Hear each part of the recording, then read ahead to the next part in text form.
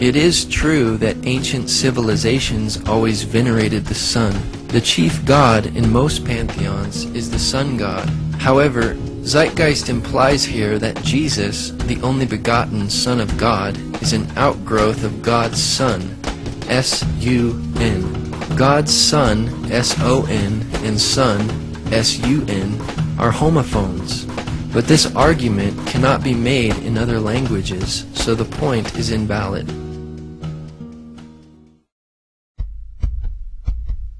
They bring up Horus. This is a far too simplistic representation of the myths surrounding Horus. In reality, there are many versions. There were originally several different gods known by the name Horus. It seems Zeitgeist is trying to make a parallel between Set or Seth and Satan. Besides both of these figures being evil and starting with the letter S in English, there is no parallel. The birth on December 25th can be immediately dismissed as irrelevant because nowhere in the Bible do we find any reference to the birth of Jesus being on December 25th. Nor do we find the birth of Horus on December 25th, but in the month of Koyak, or July 15th. Obviously, Jesus was not born in December, or any time in the winter for that matter, because we read in the Gospel of Luke, chapter 2, verses 7 and 8, that there were shepherds watching over their flocks at night. Jesus was most likely born in late spring or early autumn, as most scholars would agree.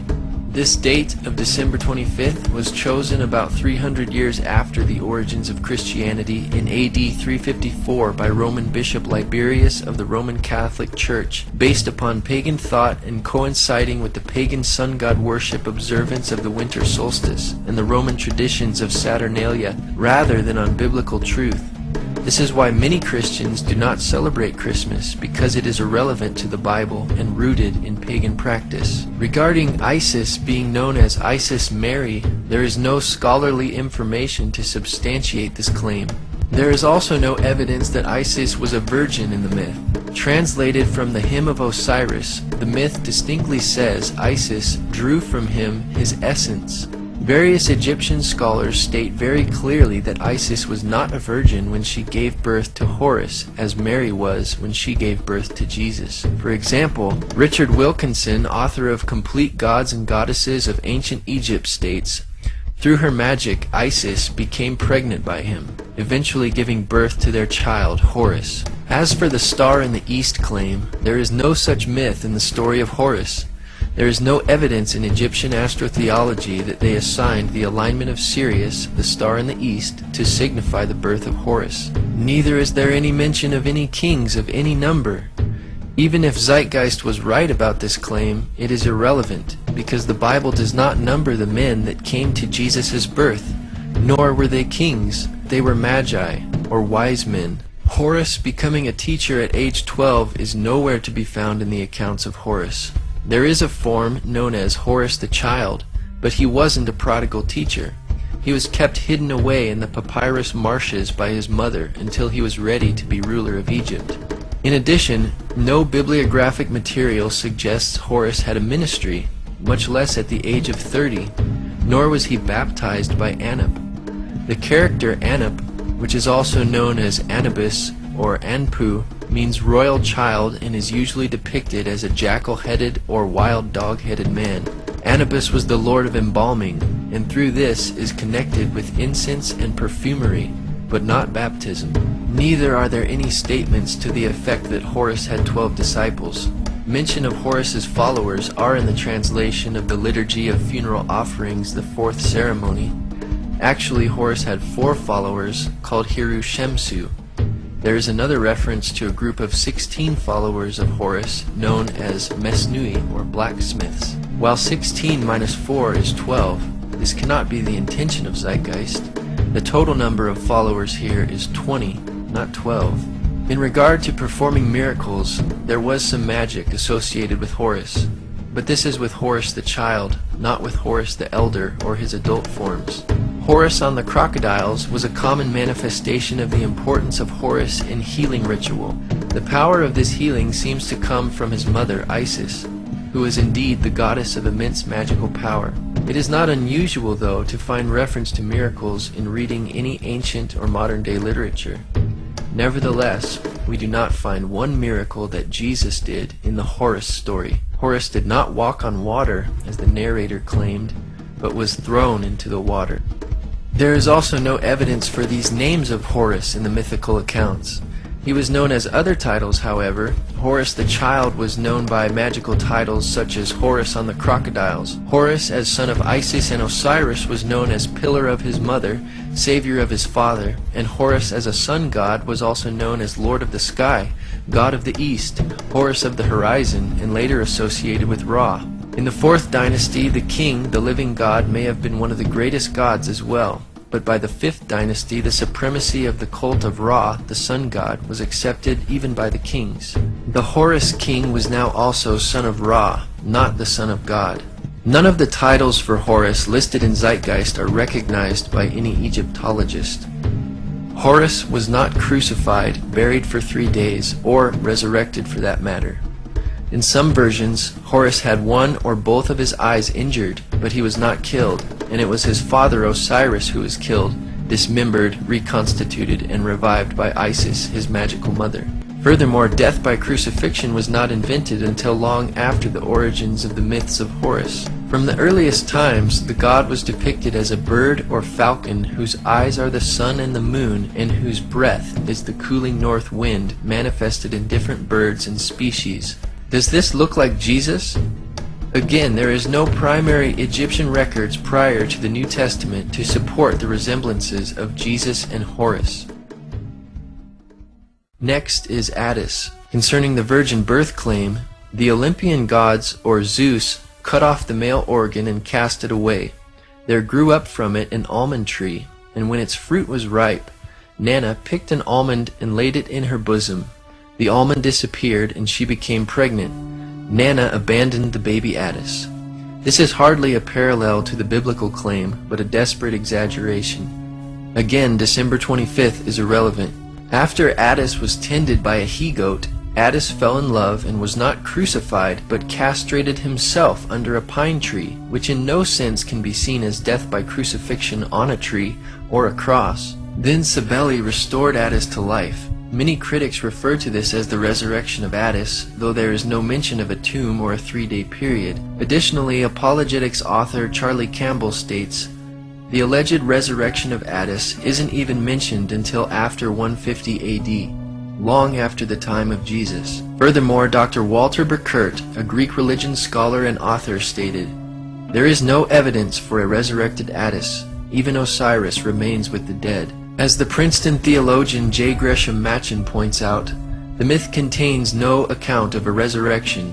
All that Cybele, the great mother goddess, is able to obtain is that the body of Attis should be preserved, that his hair should continue to grow, and that his little finger should move. Dr. Ronald Nash adds, it was only during the later Roman celebration, after AD 300, of the spring festival that anything remotely connected with a resurrection appears. Concerning Krishna, in Joseph Campbell's book Occidental Mythology, page 342, he stated, Krishna, whose terrible uncle Kansa was the tyrant king. The Savior's mother Devaki was of royal lineage, the tyrant's niece, and at the time when she was married, the wicked monarch heard a voice mysteriously, which let him know that her 8th child would be his slayer. He therefore confined both her and her husband in a closely guarded prison where he murdered their first 6 infants as they came. According to this story, the mother Devaki had 7 children before Krishna was born. This would not make Devaki a virgin. Distinguished professor of Hinduism in India, Vasudha Narayana, PhD, University of Bombay, said, I've never heard of Krishna being born of a virgin, either through Sanskrit or vernacular texts, or even folklore. And born on December 25th, wow. The text says explicitly he was born on the 8th day of the waning moon in the month that now comes between approximately August 15th and September 14th. I can't imagine why people would sit back and cook up all these conspiracies. The only mention of stars in Krishna's birth within Hindu literature is in the Bhagavata Purana, chapter 10, 3, 1-5. Then there was the supreme hour, all auspicious and most suitable, with the constellation of Rahini rising, and all the stars and planets in a favorable position, Everywhere was peace. The multitude of stars twinkled in the sky, and cities, towns, pasturing grounds, and mines were at their best. The minds of the saintly, oppressed as they had been by the Asura, Kamsa and his men, turned perfectly contented when in that situation the kettle drums together resounded with the unborn one to be born. Twinkling stars in the sky are far from the biblical account of a star in the east signaling Jesus' birth. In the film Zeitgeist, author Edward Carpenter is cited for providing this information on Krishna's supposed miracles and resurrection. Carpenter, in his book Pagan and Christian Creeds, stated, "To go into the parallelism of the careers of Krishna, the Indian sun god, and Jesus would take too long, because indeed the correspondence is so extraordinarily elaborate." He then cites Robertson's Christianity and Mythology as a reference. Then Robertson transcribes the outline of the well-known Krishna saga as follows. The son of Devaki, the two brothers grew up in the midst of the shepherds, slaying monsters. Arrived at adolescence, the two brothers put to death Kamsa, and Krishna became king. He continued to clear the land of monsters. After having been present at the death of his brother, he himself perished, wounded in the heel by the arrow of a hunter. Thus we read in the well-known Krishna saga that there is no virgin birth, no star, and no miracles. The comparisons are not so extraordinarily elaborate after all. Robertson also stated, "The case in favor of the assumption of Christian priority has been in a general way strengthened by the precise investigation of Hindu literature, which has gone to show that much of it, as it stands, is of far later redaction than had once been supposed." Thus, Zeitgeist cites Carpenter, and Carpenter cites Robertson, who admits that Hindu literature is of much later publication than previously assumed, and therefore any similarities between Christianity and Hinduism were borrowed by the Hindus and not vice versa. In the long Indian epic poem, the Mahabharata, Book 16, there is an account of the death of Krishna. It reads, "Having restrained all his senses, speech, and mind, Krishna laid himself down in high yoga. A fierce hunter of the name of Jara then came there, desirous of a deer. The hunter, mistaking Krishna for a deer, pierced him at the heel with a shaft and quickly came to the spot for capturing his prey. Coming up, Jara beheld a man dressed in yellow robes, wrapped in yoga, and endued with many arms. Regarding himself an offender, and filled with fear, he touched the feet of Krishna. The high-souled one comforted him, and then ascended upwards, filling the entire welkin with splendor. Krishna died and ascended, but there is still no resurrection, as claims Zeitgeist. It's hard to imagine how this blue Indian man could be mistaken for Jesus, or a deer for that matter. The only similarity we have here is an ascension, which is not even mentioned in Zeitgeist. Even if you do want to take Zeitgeist's premise that the ascension account might have been borrowed, then who borrowed from who?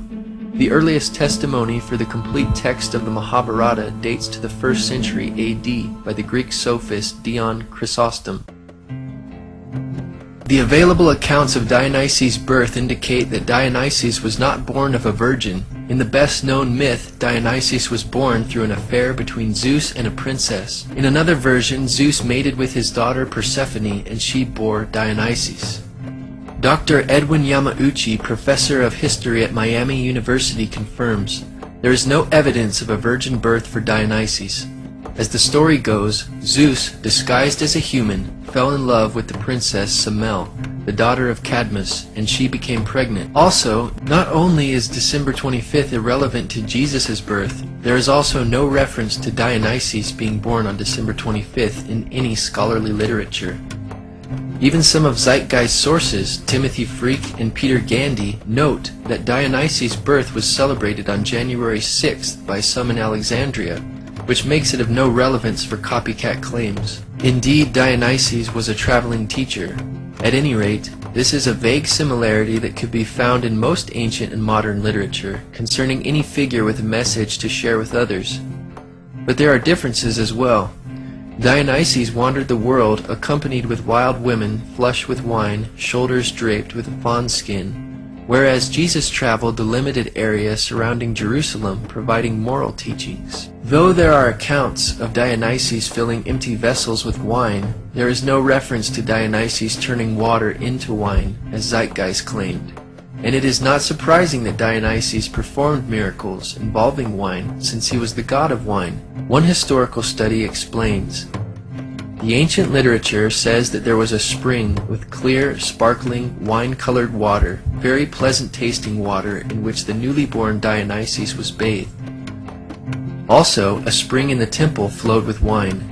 At Elis, the priests of Dionysus placed 3 large empty cauldrons in a sealed room to find them filled with wine when they returned the next day. However, from these references it is obvious that there are significant differences between the Dionysus legend and the story in John 2. The spring flowed with water, and the one at Andros flowed with wine, not wine that had once been water. And the empty cauldrons in the Elis temple were filled with wine rather than water subsequently changed into wine. Key elements in John's story.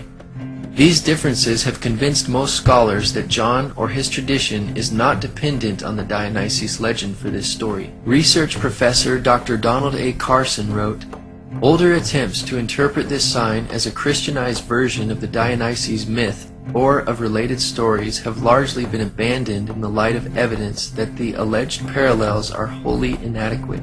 Zeitgeist's source for these titles of Dionysus, Acharya S., only says he was considered the only begotten son, Alpha and Omega, etc., not that he actually was known by these titles. She has absolutely no source for the title King of Kings, which is a generic term in the first place, and secondly does not even suit Dionysus, since Zeus was the head god according to mythology. Nor does the title Only Begotten Son suit Dionysus, since Zeus had several offspring including Athena, Apollo, Artemis, Hermes, Persephone, Dionysus, Perseus, Heracles, Helen, Minos, and Muses. James Frazer, author of The Golden Bough, is cited in Zeitgeist for this claim of the resurrection. With such an array of options, it may be no surprise that at least one variation bears a superficial resemblance to what happened to Jesus. Still, this vague description does not match with the Jewish concept of resurrection.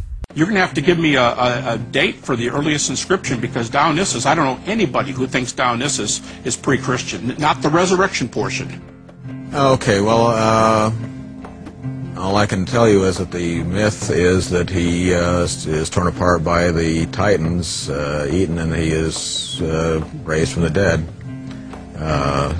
But what is the date? I don't know the date of the, as I said, of the original, as far as any writings we have. But I know that with the myths, the Greek myths, most of our Greek myths, we do have from later collections, except we know they were told earlier because we have the vase paintings depicting them going way back in time. But the question is there a resurrection? And since we don't have any resurrection predating the 2nd century, all the way to the 4th century are the earliest ones, 2nd to 4th, we can say, well, maybe there's a resurrection there, but there's no data. Even Tim Callahan, the skeptic you just saw defending Dionysus, admits there is no crucifixion. Even the skeptic Tim Callahan critiques the movie Zeitgeist, saying, perhaps the worst aspect of Part 1 of Peter Joseph's internet film Zeitgeist is that some of what it asserts is true. Unfortunately, this material is liberally and sloppily mixed with material that is only partially true, and much that is plainly and simply bogus. The evidence for Jesus as a real historical personage, though meager, is solid. Mithra is the only one of these pagan gods mentioned that could have conceivably come in contact with Christianity. As the late Dr. Ronald Nash puts it, Mithra was supposedly born when he emerged from a rock. Unless this rock was a virgin, there is no virgin birth for Mithra. For the last time, December 25th is irrelevant to origins. The claim of Mithra having 12 disciples comes from Zeitgeist sources, Acharya S., Timothy Freak, and Peter Gandy, yet there is no documentation for this claim in their books. Acharya S., Timothy Freak, and Peter Gandy now acknowledge that they got this idea of 12 disciples from a scene where Mithra is framed by 2 vertical rows of 6 pictures of what seems to be human figures and Mithra in the middle. The reliefs come from the 2nd century AD. Even if these reliefs were dated prior to Christianity, the Iranian Mithras had a single companion, and the Roman Mithra had two helpers, which were tiny torch-bearing likenesses of Mithra himself. Mithra also had a number of animal companions, a snake, a dog, a lion, a scorpion, but not 12 of them. Mithra did perform a number of actions rather typical for any deity worldwide, true or false, and in both his Iranian and Roman incarnations. It must be remembered, however, that some general similarities would normally apply to any religious leader. However, these are not objects that require some theory of dependence. Besides, the mysteries were not practiced until the 1st century AD, and Mithraism reached the height of its popularity around the 3rd and 4th centuries, when it was particularly popular among the soldiers of the Roman Empire. But that rules out the possibility of influence on Christianity. In his book, Image and Value in the Greco-Roman World, Richard Gordon writes that there is no death of Mithras, and thus there is no resurrection of Mithra, nor is there a 3-day burial. Zeitgeist sources freaking Gandhi claim that the Mithraic initiates enacted a similar resurrection scene, but their only reference is post-Christian Tertullian's Prescription Against Heretics, chapter 40, which is also quoted in the Zeitgeist Addendum. In context, this in no way proves Zeitgeist's point, because Tertullian was explaining how Mithraic practices, which were introduced into Roman culture after Christianity, copied Christianity. Mithraic practices were not even in existence in the 1st century when Christianity began, but they were beginning to emerge in Tertullian's time and apparently copying Christian and Jewish beliefs. The complete passage reads, "The devil, of course, to whom pertain these wiles which pervert the truth, and who by the mystic rites of his idols vies even with the essential portions of the sacraments of God, he too baptizes some. That is, his own believers and faithful followers he promises the putting away of sins by a layer of his own. And, if my memory still serves me, Mithra there, in the kingdom of Satan, sets his mark on the foreheads of his soldiers, celebrates also the oblation of bread, and introduces an image of a resurrection. Therefore, in the very source cited by Zeitgeist and freaking Gandhi, Mithra celebrates and introduces an image of a resurrection, which can hardly be seen as a resurrection of Mithra, or for Mithraic initiates. Additionally, Tertullian's writing is significantly after the New Testament times. Dr. Ronald Nash affirms, "No claim can be made that Mithras was a dying and rising god. The tide of scholarly opinion has turned dramatically against attempts to make early Christianity dependent on the so-called dying and rising gods of Hellenistic paganism. Any unbiased examination of the evidence shows that such claims must be rejected. Sunday worship only appears in Roman Mithraism, and Acharya S. is apparently assuming that what held true for Roman Mithraism also held true for the Iranian Mithraism, but there is no evidence for this idea. It is therefore unlikely that borrowing occurred, but if there was borrowing, it was the other way around. Though the Bible teaches that Jesus rose from the dead on Sunday, and early Christians considered this the Lord's Day, they not only worshipped him on this day of the week, but every other day as well, as we read in Acts chapter 2, 46 and 47. And the Jews, such as Jesus, worshipped on the Sabbath, or Saturday. In the early 4th century, it was Constantine of the Roman Catholic Church who paganized the meaning of Sunday. His Sunday law of March 7th, AD 321 read, "On the venerable day of the sun, let the magistrates and people residing in the cities rest, and let all workshops be closed." Mithraism could not have influenced the Gospel writers because it was not even known to the Roman world at the time of early Christianity. The Encyclopedia Britannica states, "There is little notice of the Persian god Mithra in the Roman world until the beginning of the 2nd century, but from the year AD 136 onward, there are hundreds of dedicatory inscriptions to Mithra. Roman Mithraism was practically a new creation, wrought by a religious genius who may have lived as late as AD 100. We must assume that the pagan gods which Zeitgeist gives examples for are the ones for which they have the best documentation and evidence. As the viewer has seen, the examples given by Zeitgeist are not impressive. Taken together with all the debunked information, the parallels Zeitgeist presented in no way explains causation for Christianity. Before AD 100, all of the mystery religions were still mostly confined to localities. But after AD 100, they gradually began to attain popularity throughout the Roman Empire. Many writers used the late source material produced in this period after AD 150 to form reconstructions of what they think the cults must have been earlier to their spread in the Roman Empire. All of these sources and authors cited for these claims in the film Zeitgeist are not original primary sources, nor do they cite such primary or original material in their bibliographies. Even the majority of atheists and non-Christian scholars have rejected the idea that Christianity has been borrowed from ancient myths, including the well-respected Sir Edward Evans Pritchard, who wrote, "The evidence for this theory is negligible."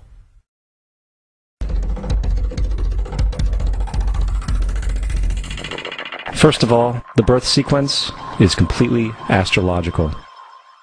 The star in the east is Sirius, the brightest star in the night sky, which, on December 24th, aligns with the three brightest stars in Orion's belt. These three bright stars in Orion's belt are called today what they were called in ancient times, the Three Kings.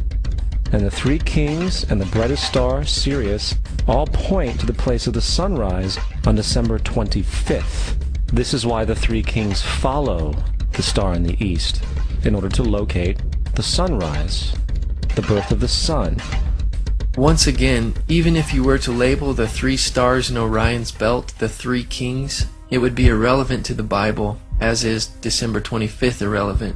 Though the Magi, not kings, presented three gifts, nowhere do the Bible writers make an issue of there being three of them in number. Apparently, it was insignificant to the Gospel writers, and so it is to us as well. This entire astrological premise is problematic. Not only does Sirius align with the three stars in Orion's belt 365 days a year, and not only in December, but they are more or less aligned to the sun for almost all of the winter months. There is nothing at all special about December 25th. In fact, it is by December 25th that Orion is almost totally below the horizon. It would be much more accurate of Zeitgeist if this event was said to happen a month or so earlier. The Virgin Mary is the constellation Virgo, also known as Virgo the Virgin. Virgo in Latin means virgin. Virgo is also referred to as the house of bread, and the representation of Virgo is a virgin holding a sheaf of wheat. This house of bread and its symbol of wheat represents August and September, the time of harvest. In turn, Bethlehem in fact literally translates to house of bread. Bethlehem is thus a reference to the constellation Virgo, a place in the sky, not on earth. Bethlehem indeed means house of bread. Nevertheless, there is no basis for concluding that Bethlehem was a fictitious place which was fabricated based upon the constellation Virgo in the sky. The existence of Bethlehem is attested by biblical and extra-biblical sources. First, Old Testament authors prior to the 1st century mention Bethlehem. Also, the Jewish historian Josephus mentions Bethlehem as the location where King David was anointed to be future king of Israel. J.B. Hennessy reports of the archaeological evidence demonstrating that Bethlehem was inhabited during the Iron Age and the 1st century. He recorded, "Perhaps most important has been the isolation in 1969 of the Iron Age tell. The limits of the Iron Age occupation, while not entirely clear, appear to be on the flat surface of the slopes immediately beneath the basilica and to the east. The work was carried out by Israel Archaeological Society. Bethlehem appears to have been a major area of occupation from the Paleolithic period." Former astrologer and author of Spellbound, The Paranormal Seduction of Today's Kids, Marcia Montenegro wrote, "You can't just make a story out of names like Virgo, Leo, Taurus, etc. And why doesn't the story begin with Aries? If it did, then Leo comes before Virgo, yet Leo is supposedly Jesus, the Lion of Judah. It seems it would come after Virgo, not before, in a story." There's another very interesting phenomenon that occurs around December 25th, or the winter solstice. From the summer solstice to the winter solstice, the days become shorter and colder, And from the perspective of the northern hemisphere, the sun appears to move south and get smaller and more scarce. The shortening of the days and the expiration of the crops when approaching the winter solstice symbolized the process of death to the ancients. It was the death of the sun. And by December 22nd, the sun's demise was fully realized. For the sun, having moved south continually for 6 months, makes it to its lowest point in the sky. Here a curious thing occurs. The sun stops moving south, at least perceivably, for 3 days. And during this 3-day pause, the sun resides in the vicinity of the Southern Cross, or Crux, constellation.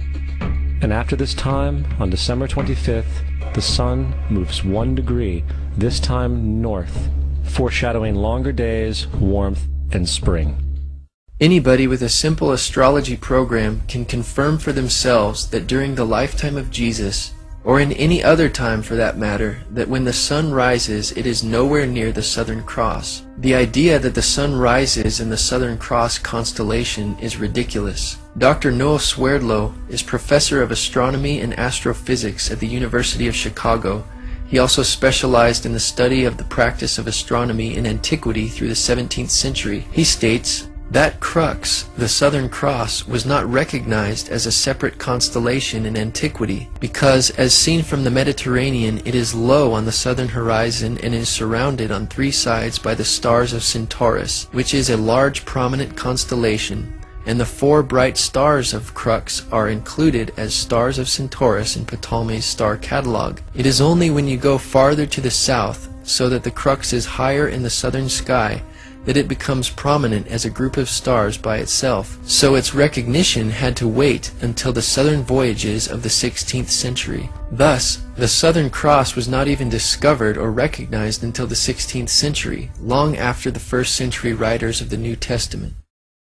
And thus it was said, the sun died on the cross, was dead for 3 days, only to be resurrected or born again. Christians have never said anything like this, that the Son, S-U-N, died on the cross. Maybe Peter Joseph wants us to think ancient religions said this, but they did not either, and there is likewise no reference or source for such a saying.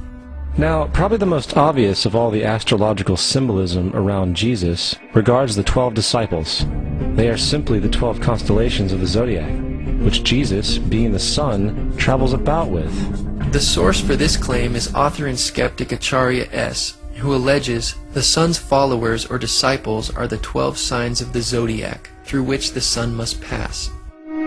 But Jesus did not pass through his 12 disciples in any fashion similar to the zodiac. If the Bible was based off the zodiac, we would expect to see the similar movement of Jesus through the disciples. Furthermore, the 12 disciples were most certainly assigned by Jesus because of the 12 tribes of Israel, which Zeitgeist also alleges is symbolic of the zodiac. But the book of Genesis was written approximately in 1000 BC and contains the story of the 12 tribes of Israel, which would have occurred even earlier. The division into the 12 zodiacal signs did not occur until the Babylonians made the divisions in the 5th century BC. Therefore, reading astrology into the 12 tribes upon which the apostles of Jesus were based is impossible, because the 12 tribes existed long before the division of the 12 signs of the zodiac. Astronomer J. Pasakoff confirms, the Babylonians divided the zodiac into 12 constellations in the 5th century BC. So the only evidence that remains for this claim is the number 12. If we want to accept their allegations on this, however, we also need to accept that Dunkin' Donuts is owned by an astrologer, since you get a discount when you buy a dozen donuts. Grocery stores are also owned by astrologers, since they sell you eggs by the dozen. Even our legal system must be influenced by astrology, since there are 12 jurors. Unlike fictitious myths and legends associated with astrology, we have much historical evidence that the 12 apostles were indeed real historical people. For example, in 95 AD, Clement wrote, Peter, through unrighteous envy, endured not 1 or 2, but numerous labors, when he had at length suffered martyrdom, departed to the place of glory due to him. In fact, the number 12 is replete throughout the Bible. First of all, Zeitgeist stacks this list of 12s by repetitions to make it look more impressive than it actually is. The 12 tribes of Israel, 12 sons of Jacob, and 12 great patriarchs are all the same 12. There is no difference. There are 12 judges of Israel if one was to count, but the Bible never makes any issue or significance out of it. There are actually 17 Old Testament prophets, not 12. Zeitgeist missed this figure by 5. One can only wonder where they got the idea of there being 12 kings of Israel. If referring to the northern kingdom of Israel, there were 19 kings. And there were also 19 kings in the southern kingdom, plus 1 queen. This is not including the 3 kings of Israel before the kingdom was divided. If you add these numbers together, you do not get 12. If you subtract, multiply, or divide these numbers, you cannot get 12. And no mention or reference is made in the Bible to 12 princes. If the king's sons are in view here, then Zeitgeist is way off, for many of the 41 kings had numerous sons, like King Ahab, for example, had 70 sons.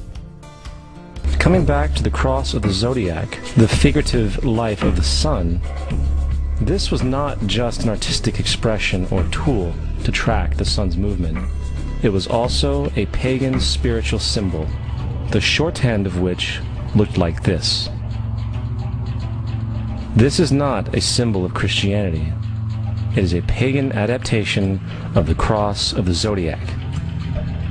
What Zeitgeist refers to as the cross of the zodiac is actually the wheel of the zodiac, which has no relationship to a Roman crucifixion, the way in which Jesus was killed. To extrapolate 2 perpendicular lines from the zodiac wheel and conclude that Romans used this as their motivation to crucify criminals is preposterous. It was not until Christianity became paganized by Roman Catholicism that the cross image came to be thought of as a Christian symbol. Crosses in churches were introduced in AD 431, and the uses of crosses in steeples came about in AD 586. Now, the Bible reflects, broadly speaking, a symbolic movement through 3 ages while foreshadowing a 4th. The first age, they say, is Taurus the bull. In Exodus chapter 32, we read that Aaron and the Israelites made an idol of a golden calf and worshipped it, after which Moses shattered the 2 tablets of the 10 Commandments after seeing the Israelites' idolatry. The Christ conspirators will suggest that the golden calf is the age of Taurus the bull. Where is the documentation for this supposed reality besides page 146 of Acharya S.'s book? The New Testament, written long after the age of Taurus the bull in Jesus' generation, also mentions calves, but this is not convenient for their argument. Second, they say Moses represents the preceding age of Aries the ram. They say that Moses represents the ram and that this is the reason Jews blow the ram's horn. However, Moses is never recorded blowing a ram's horn. Additionally, Moses cannot be identified as a ram by any interpretation within Scripture, and does not fit this picture. Even Zeitgeist's own source for this claim, Leopold Wagner, says no such thing. On the page cited of Wagner's book, we read, "The use of the ram's horn at this season is appropriate, since, according to tradition, it was on this first day of Tishri that a ram was offered up instead of Isaac on Mount Moriah." Thus, even Zeitgeist's source states the obvious reality as to why Jews blow the ram's horn today, and says nothing of the age of Aries. The most memorable text in the Bible mentioning a ram is that previously mentioned in Zeitgeist's own source, where God provided the sacrifice of a ram for Abraham instead of Isaac his son. However, this event was generations prior to Moses, and would not fit chronologically into Zeitgeist's twisted interpretation of the Bible. The third symbolic age allegedly is the age of Pisces, the 2 fish. They claim that because Jesus fed 5,000 people with bread and 2 fish, and because Jesus befriended 2 fishermen who followed him, that this must be symbolic of the age of Pisces. Actually, 4 of Jesus' disciples were fishermen, not just 2. Though 4 disciples were fishermen, what about other followers of Jesus? Matthew, for instance, was a tax collector, Simon was a zealot, Luke was a physician and historian, Paul was a Pharisee and a tent maker. What is their significance to astrology? They have none. And I think we have all seen the Jesus fish on the back of people's cars. Little do they know what it actually means. It is a pagan astrological symbolism for the sun's kingdom during the age of Pisces. Actually, the fish symbol was an identifying symbol for Christ which early persecuted Christians used, and it has nothing to do with the age of Pisces. The Greek word ichthus for fish is an acrostic based on the initials of Jesus Christ, Son of God, Savior. Indeed, Jesus fed 5,000 people with 2 fish and 5 loaves of bread. But he later fed 4,000 people with a few fish, or more fish than 2 fish, and 7 loaves of bread. Obviously, Zeitgeist does not quote this event because it does not fit their paradigm. According to Zeitgeist hermeneutic, it could just as easily be called the age of bread, but there is no such thing. Jesus also healed people, gave sight to the blind, raised the dead, walked on water, and cast out demons of people, but there is no astrological ages accompanying these miracles. Besides, fish and fishermen are also mentioned in the Old Testament, which predated Jesus and was prior to the age of Pisces. New Testament stories also refer to a rooster, doves, donkeys, birds, camels, sheep, and goats, yet none of these animals would normally fall under the age of Pisces, like fish. In Luke chapter 22 verse 10, Jesus tells his disciples to enter into the city where they will meet a man bearing a pitcher of water. Acharya S. and Zeitgeist claim this is a symbolic foreshadowing of the age of Aquarius, or the water bearer. How the text conveys foreshadowing one cannot say, except for Acharya S. Acharya goes farther than Zeitgeist, claiming Jesus was baptized in Aquarius, the water bearer, hinting that Jesus will bring in the age of Aquarius. But the age of Aquarius begins around AD 2150, so how exactly was Jesus baptized in Aquarius? Acharya S. then claims that Jesus became the Good Shepherd and the Lamb in Aries the Ram. Aries, from about 2150 BC to AD 1, which has already been attributed to Moses, is now attributed to Jesus, but has nothing to do with Jesus, just as it had nothing to do with Moses. A lamb is not a ram, and has nothing to do with shepherding sheep. The only parallel here is that they are animals. This is a wild generalization. She goes on to state that Jesus told parables of the sowing and tilling in the fields in Taurus the bull. Acharya has now attributed all 4 of these ages to Jesus somehow. But which one is it? To these critics, any mention of bulls is automatically accredited to the age of Taurus, any mention of animals to the age of Aries, any reference to fish to the age of Pisces, and any reference of water to the age of Aquarius. You would think that there would be much less broad and cryptic references if this were the reality and the intention of the writers of the Bible. Jesus told parables and several agricultural metaphors, including fig trees, wheat and tares, sheep and goats, seeds, and many others. But there is no supposed symbolic age for these parables. Obviously, Bible stories will abound with fish, because fish were the most common source of protein near the Sea of Galilee. Now, we have all heard about the end times and the end of the world. The cartoonish depictions in the book of Revelation aside, the main source of this idea comes from Matthew 28:20, where Jesus says, "I will be with you even to the end of the world." However, in the King James Version, world is a mistranslation, among many mistranslations. The actual word being used is eon, which means age.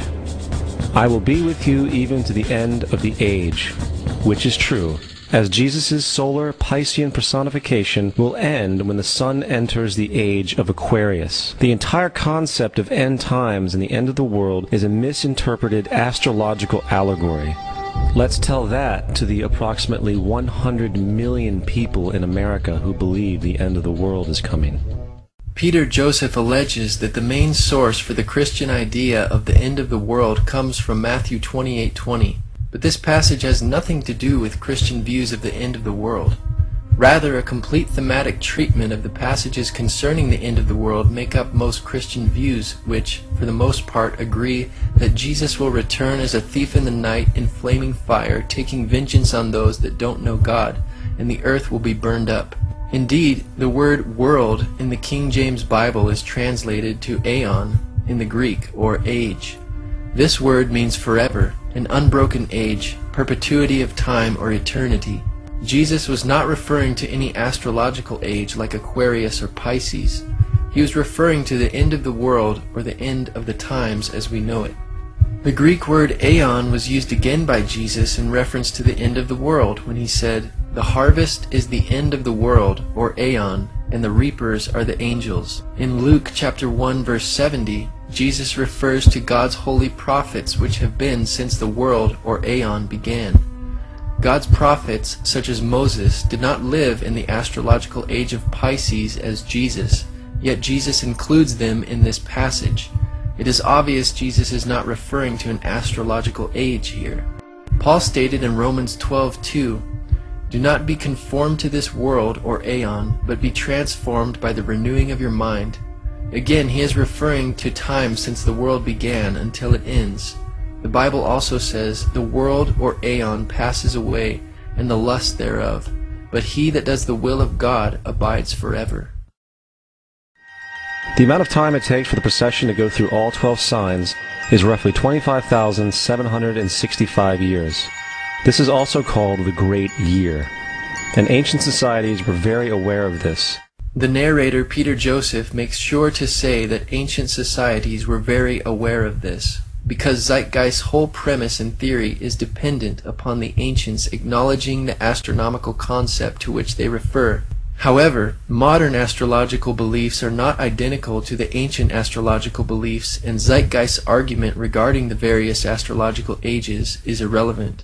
Historian of science and winner of the Genius Award from the MacArthur Foundation, Dr. Noel Swerdlow's response to Acharya's claims in Zeitgeist are as follows. In antiquity, constellations were just groups of stars, and there were no borders separating the regions of one from the region of another. The modern ideas about the age of Pisces or the age of Aquarius are based upon the location of the vernal equinox in the regions of the stars of those constellations. But the regions, the borders between those constellations, are a completely modern convention of the International Astronomical Union for the purpose of mapping, and never had any astrological significance. I hope this is helpful, although in truth what this woman is claiming is so wacky that it is hardly worth answering. So when this woman says that the Christian fish was a symbol of the coming age of Pisces, she is saying something that no one would have thought of in antiquity, because in which constellation of the fixed stars the vernal equinox was located was of no significance, and is entirely an idea of modern, I believe, 20th century astrology. The borders of constellations between, say, Aries, Pisces, and Aquarius are modern conventions of the International Astronomical Union, and there is nothing ancient about them. The Bible is nothing more than an astrotheological literary hybrid, just like nearly all religious myths before it. Most people with a basic knowledge of the Bible would immediately see the fallacies and contradictions in these arguments. For example, the Bible and Jesus are clearly not hidden allegorical prescriptions for sun and star worship, because in Genesis chapter 1, God created the sun, moon, and stars. A further distinction is in Deuteronomy chapter 4, where God specifically forbids the Israelites to worship the sun and stars as the Egyptians did. Through the prophet Isaiah, God mockingly asked if the stargazers could actually protect those who follow them from the real power and maker of the universe. In the book of the prophet Ezekiel, God showed to Ezekiel in a vision 25 men of Judah in the inner court of the temple worshiping the sun rather than God. God considered this an abomination. Additionally, in 2 Kings chapter 23 verse 5, the priests who burned incense to the sun, to the moon, and to the planets were called idolatrous priests. Not one of these scriptures are referenced in Zeitgeist, because it would destroy their argument, distinguishing clearly between the celestial bodies and the creator of them. The origin of Christianity arose out of Judaism, which denounced these practices all throughout the Old Testament. In the Old Testament, there is the story of Joseph. Joseph was a prototype for Jesus. Joseph was born of a miracle birth. Jesus was born of a miracle birth. Joseph was of 12 brothers. Jesus had 12 disciples. Joseph was sold for 20 pieces of silver. Jesus was sold for 30 pieces of silver. Brother Judah suggests the sale of Joseph. Disciple Judas suggests the sale of Jesus. Joseph began his work at the age of 30. Jesus began his work at the age of 30. The parallels go on and on. Here, Zeitgeist's case is very misleading. Though God opened Rachel's womb, it's difficult to consider the birth of Joseph a miracle birth like that of Jesus, who was divine and born of a virgin. Indeed, Jesus had 12 disciples, but Joseph only had 11 brothers. There is no parallel. Though Judas suggested the sale of Joseph, it was Midianite merchantmen that sold Joseph to the Ishmaelites as a slave. Jesus, on the other hand, was not sold, but betrayed by Judas, who was paid 30 pieces of silver by the Jews. Jesus did begin his ministry at age 30, but Joseph began his prophetic ministry receiving dreams from God at age 17. The age 30 for Joseph is mentioned in Genesis, but the Bible simply says, Joseph was 30 years old when he stood before Pharaoh, king of Egypt. And Joseph went out from the presence of Pharaoh and went throughout all the land of Egypt. Aside from Zeitgeist parallels being inaccurate, the simple fact that there are parallels between Jesus and other people in the Bible like Joseph does not make either of them fictional. Inscribed about 3,500 years ago on the walls at the Temple of Luxor in Egypt are images of the Annunciation, the miracle conception, the birth, and the adoration of Horus.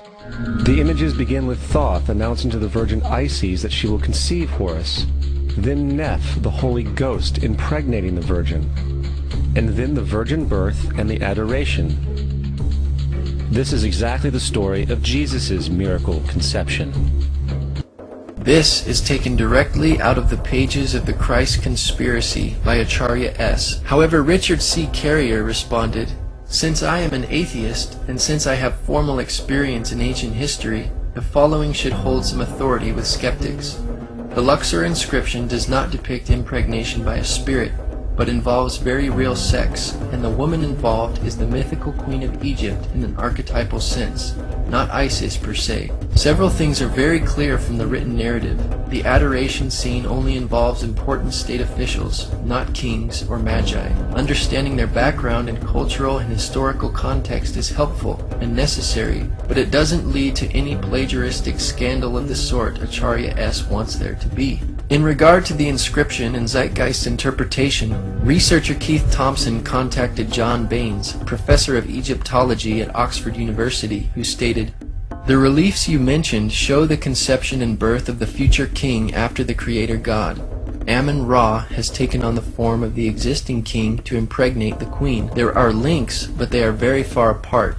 Your source is a very long way off that, and several of the statements it makes are wrong." Dr. Janet Johnson, professor of Egyptology at the University of Chicago, stated, "The scene showing the god Amun visiting the queen mother to impregnate her with the future ruler, in this case Queen Hatshepsut, a Christian interpretation just doesn't work." When contacted about the film Zeitgeist, Victor Blunden of Universities of Manchester and Liverpool and of Ancient Egypt magazine said, "I have heard mention of this film before, and though I haven't seen it myself, I understand that it contains many misinterpretations and distortions of the actual Egyptian textual and relief material to get its message across. Egyptian kings were believed to be semi-divine beings, the son of an Egyptian god by a human mother. Thus the relief refers to the king Amenophis III and not to Horus, though kings could sometimes be said to be the incarnation of the gods, due to another Egyptian myth. This is where the confusion may have come in. The reliefs actually refer to the conception of the king, showing he was born of a human mother, the queen of Egypt, by the god Amun. It was not seen as an immaculate conception, as the queen was impregnated by the god Amun. This is not the virgin Isis, but the queen of Egypt depicted, and by this time she was not a virgin as she had sex. The second scene clearly shows a pregnant Queen Matumwiya standing between the two Egyptian gods. The scene generally shows the baby infant being presented to the other Egyptian gods and finally being presented to the god Amun, who acknowledges that the child is his true son. Thus the interpretation of this scene by the film Zeitgeist appears totally wrong, as it imposes Christian values interpretations on a typical scene showing the divine conception of an Egyptian king. The god Horus is not mentioned here. Isis is not depicted as far as I can see. There are no three kings or magi bearing gifts. which is total fabrication and quite out of context in the Egyptian myth. Scholars disagree with Zeitgeist, which in this case quotes Gerald Massey as their source, a self-taught Egyptologist and practicing Druid. Zeitgeist flashes a long list of quote-unquote staggering claims faster than the viewer can even read them all. If the movie is slowed down, however, we notice that many of these claims were mentioned earlier and thoroughly refuted in the Horus section. Not only are most of these similarities wild conjectures, many of them are not even in the Bible. Actually, the list appears exactly as seen in Zeitgeist with no sources whatsoever in the appendix of Gerald Massey's book, Ancient Egypt, The Light of the World. For example, they say, the two mothers of child Horus, who were sisters, equals the two mothers of child Jesus, who were sisters. Nowhere does the Bible even allege that Jesus had two mothers. Zeitgeist and Massey claim that Joseph, Mary, and Jesus are said to be the Christian Holy Trinity, but the Bible very clearly speaks of the Father, Son, and Holy Spirit as the Holy Trinity. There is also references completely foreign to the Bible, such as a scribe named Hermas, Jesus as the bearded Sophia, Charis, the female Christ, and Jesus speaking brutally to his mother. They say there are 7 gifts of the Holy Spirit. Actually, there are more than 7 in the Bible. Then they mention the 7 doves of the Holy Spirit, which is also completely alien to the Bible. Not only are these Egyptian Christian parallels far-fetched, but many of them are not even found in the Bible. The concept of the Great Flood is ubiquitous throughout the ancient world, with over 200 cited claims in different periods and times. However, one need look no further for a pre-Christian source than the Epic of Gilgamesh, written in 2600 BC. This story talks of a great flood commanded by God, an ark with saved animals upon it, and even the release and return of a dove, all held in common with the biblical story, among many other similarities. The many similarities between the flood account in the Epic of Gilgamesh and the biblical account in Genesis point to a common source, but there are also significant differences. While Moses lived long after the flood and wrote Genesis around 1450 to 1410 BC, he was acting as the editor of much older sources. Unlike the Epic of Gilgamesh, God gave Noah specific instructions mentioning real historical landmarks in Genesis 10:19. Many cultures throughout history have repeated the concept of a great flood. In the Genesis account, God gives Noah specific dimensions for the building of the ark, and this is the fashion which thou shalt make it of. The length of the ark shall be 300 cubits, the breadth of it 50 cubits, and the height of it 30 cubits. According to David Collins, a naval architect, not even a 210-knot wind, 3 times hurricane force, could overcome this structure which God commanded Noah to build. Contrast this to the boat in the Epic of Gilgamesh, which was a huge cube. The Epic of Gilgamesh reads, 10 dozen cubits the height of each of her walls, 10 dozen cubits each edge of the square deck. I laid out the shape of her sides and joined her together. I provided her with 6 decks, dividing her thus into 7 parts. It's difficult to imagine of a more ridiculous design for a ship. When examined with greater scrutiny, the worldwide flood legends, such as the Epic of Gilgamesh, do not compare to the historical Genesis account. Far from disproving the biblical account of the flood, the parallels between the Epic of Gilgamesh and the flood account in Genesis, along with many other parallels, history, lend credibility to the fact that a massive flood occurred just as the Bible describes, and other cultures have preserved the fact that there was indeed a great flood, as the Bible says. And then there is the plagiarized story of Moses. Upon Moses' birth, it is said that he was placed in a reed basket and set adrift in a river in order to avoid infanticide. He was later rescued by a daughter of royalty and raised by her as a prince. This baby in a basket story was lifted directly from the myth of Sargon of Akkad of around 2250 BC. Sargon was born, placed in a reed basket in order to avoid infanticide, and set adrift in a river. He was in turn rescued and raised by Aki, a royal midwife. First of all, the time of Moses and his 5 books, including the book of Exodus, have been dated around 1400 BC, while the initial date range of the Sargon legend is anywhere between 2039 and 627 BC, not 2250 BC as Zeitgeist claims. Brian Lewis's The Sargon Legend, published from the American Schools of Oriental Research, said that the Sargon story lacks any obvious grammatical, lexicographical, or philological feature that would allow a precise dating. Lewis offers the suggestion that the story was written in the reign of Sargon II, a much later king who was possibly a usurper, to legitimate his own rule. In favor of a late date of the Sargon story are Neo-Assyrian orthographic forms, idiomatic expressions attested only in a later period, and the mention of cutting roads with bronze or copper picks. In any event, there is no satisfactory reason to propose borrowing or fictionalization in either direction. Moses is known as the lawgiver, the giver of the 10 Commandments, the Mosaic Law. However, the idea of a law being passed from God to a prophet up on a mountain is also a very old motif. Moses is just another lawgiver in a long line of lawgivers in mythological history. In India, Manu was the great lawgiver. In Crete, Minos ascended Mount Dicta, where Zeus gave him the sacred laws, while in Egypt there was Meses, who carried stone tablets and upon them the laws of God were written. Acharya S. is our source that notes the similarities between Moses, Manu, Minos, and Meses. As usual, these claims cannot be supported by credible or primary sources. Acharya's source is Deceptions and Myths of the Bible by Lloyd Graham, published in 1991. This book is also a terrible reference which has no original source material. Even skeptic author Michael Lido, who originally used Graham's book, agrees. Graham's Deceptions and Myths of the Bible, I will concede, is a terrible source. Once I discovered how bad the source was, I had to edit the book prior to publishing. Regarding the Meses and Moses connection, the skeptic author Michael Lido says, I will not argue the Meses story. I do not like it myself. And as far as the 10 Commandments, they are taken outright from spell 125 in the Egyptian Book of the Dead. Spell 125, the earliest collection, dates from 1580 to 1350 BC. It is therefore reasonable to suggest that the 10 Commandments predate spell 125, given that the Pentateuch has been dated to belong to approximately 1400 BC.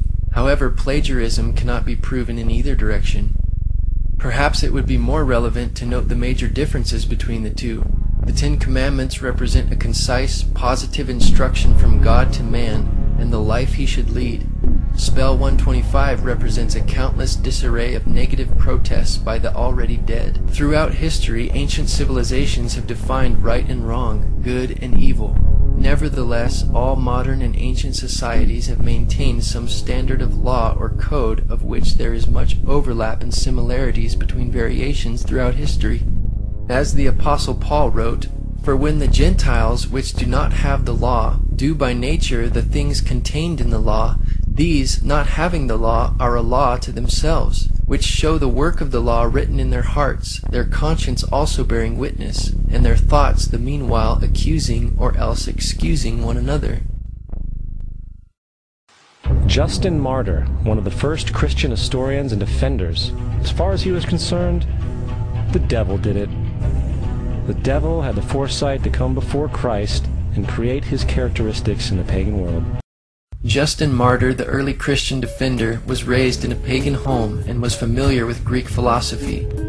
All these passages suggest that Justin Martyr is simply attempting to convince skeptical pagan audiences by parallels that would be familiar and communicable to them. He was also attempting to convince the Roman emperor that Christian teachings and claims were not that different from other religions that enjoyed Rome's protection, while Christians were being persecuted and killed for their beliefs. J. Gresham Machen, a New Testament professor at Princeton Theological Seminary, stated, When Justin Martyr refers to the birth of Perseus as a birth from or through a virgin, he is going beyond what the pagan sources contained. There seems to be no clear evidence that pagan sources used the word virgin as referring to mothers of heroes, mythical or historical, who are represented as being begotten by the gods. Zeitgeist claims that the devil had the foresight to come before Christ and create these characteristics in the pagan world is yet another obvious misinterpretation of the text.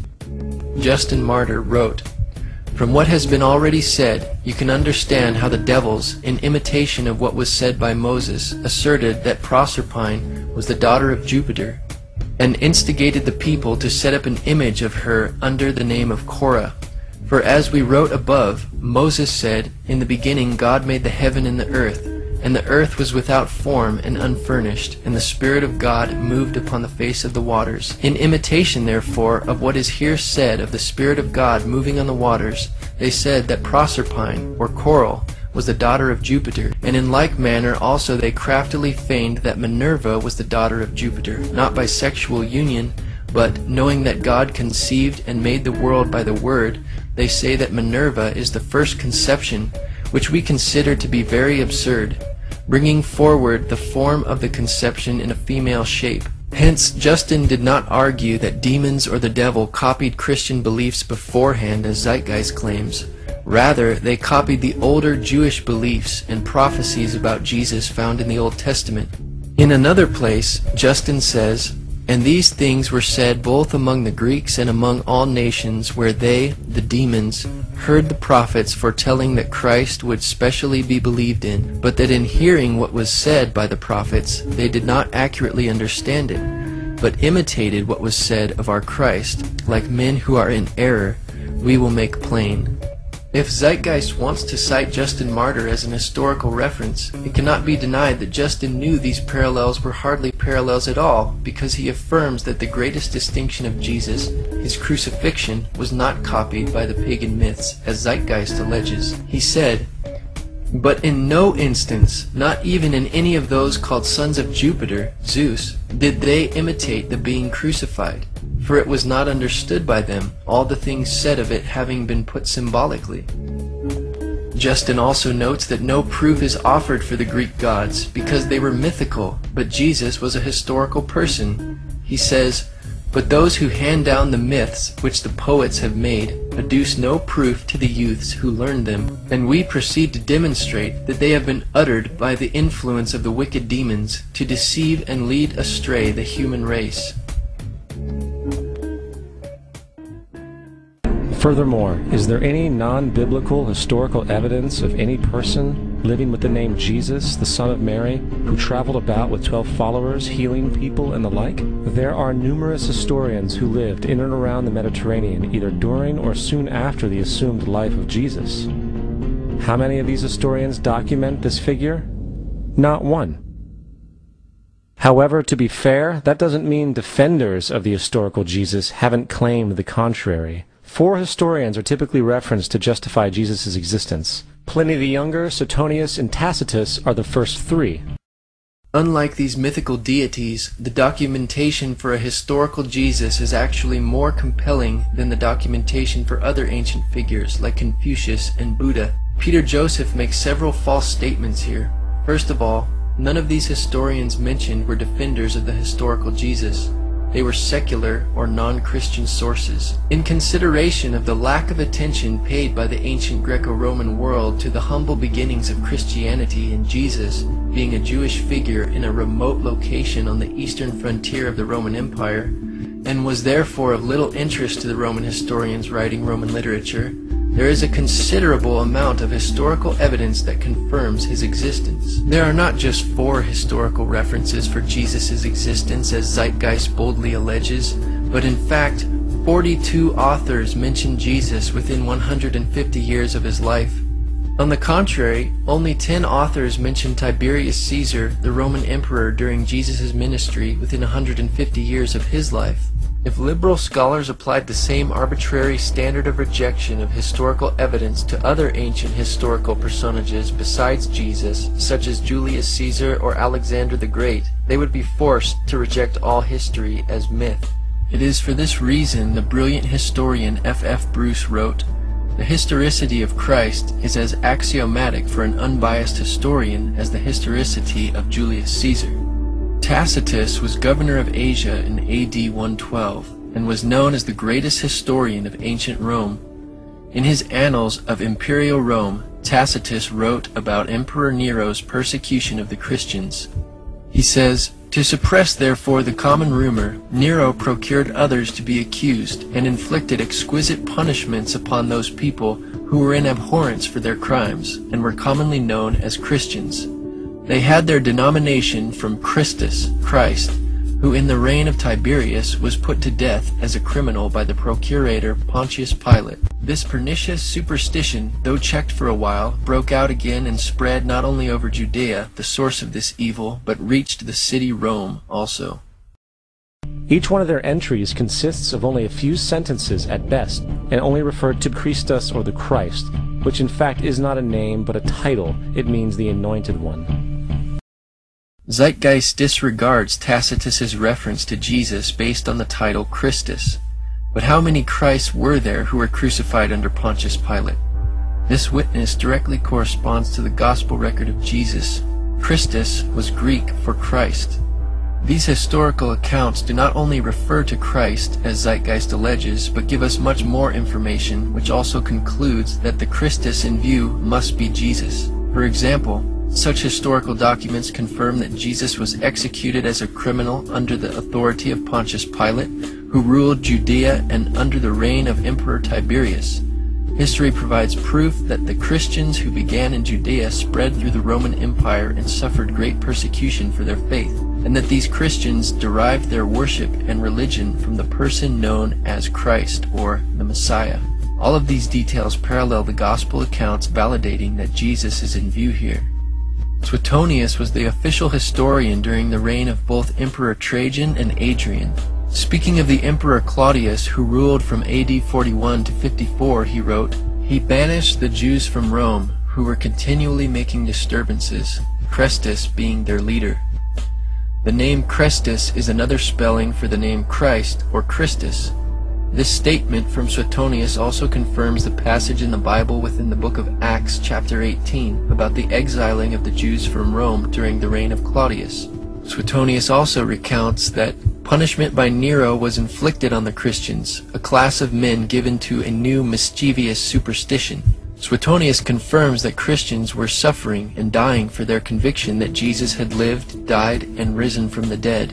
A mischievous superstition, as he called it, not being a Christian. Pliny the Younger was governor of the Roman provinces of Pontus and Bithynia in AD 101 to 110. In a letter to the emperor, Pliny the Younger requested specific instructions about the interrogations of Christians whom he was persecuting. He said he made them curse Christ, which a genuine Christian cannot be induced to do. He continued, "They affirmed, however, that the whole of their guilt or their error was that they were in the habit of meeting on a certain fixed day before it was light, when they sang in alternate verse a hymn to Christ as to a God, and bound themselves to a solemn oath, not to any wicked deeds, but never to commit any fraud, theft, adultery, never to falsify their word, not to deny a trust when they should be called upon to deliver it up." Are we to believe that within 2 generations, fake characters were now being treated as historical people? The fourth source is Josephus, and this source has been proven to be a forgery for hundreds of years. Sadly, it is still cited as truth. Josephus, the Jewish historian, is known for historical works such as Jewish Antiquities, finished in AD 93 or 94.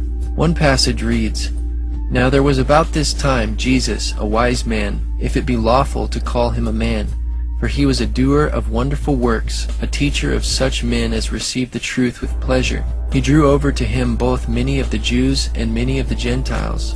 He was the Christ.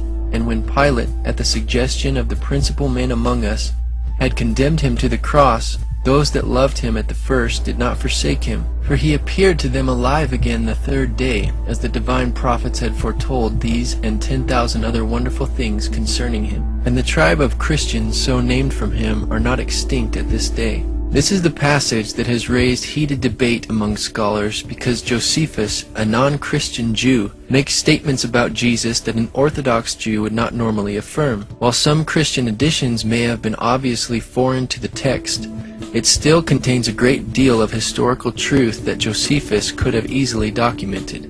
In fact, the vast majority of scholars do not dismiss the account as a forgery, as Zeitgeist alleges, but believe that Josephus did mention Jesus in this passage, but later insertions were made by a Christian scribe, hence the statements about Jesus that a non-Christian like Josephus wouldn't have made. But the style of Josephus is authentic.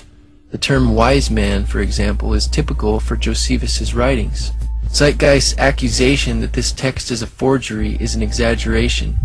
Moreover, there is another reference to Jesus in Josephus's work that is not disputed by scholars, proving that Jesus was an historical figure. He says, "But the younger Ananus, who, as we said, received the high priesthood, was of bold disposition and exceptionally daring. He followed the party of the Sadducees, who are severe in judgment above all the Jews, as we have already shown. As therefore Ananus was of such a disposition, he thought he had now a good opportunity, as Festus was now dead, and Albinus was still on the road. So he assembled a council of judges, and brought before it the brother of Jesus, the so-called Christ, whose name was James, together with some others, and having accused them as lawbreakers, he delivered them over to be stoned." So this great first-century non-biblical historian Josephus, writing just a little more than 50 years after Jesus' life and crucifixion, attests that Jesus had a brother named James and was a real historical figure. You would think that a guy who rose from the dead and ascended into heaven for all eyes to see and performed the wealth of miracles acclaimed to him would have made it into the historical record. It didn't, because once the evidence is weighed, there are very high odds that the figure known as Jesus did not even exist. Again, there are not only 4 historical sources for Jesus' existence as Zeitgeist boldly claims, but 42 authors mention Jesus within 150 years of his life. We don't have time to quote them all. Expert on world religions, ancient Christianity, and church history, Robert E. Van Voorst says, "The theory of Jesus' non-existence remains effectively dead as a scholarly question."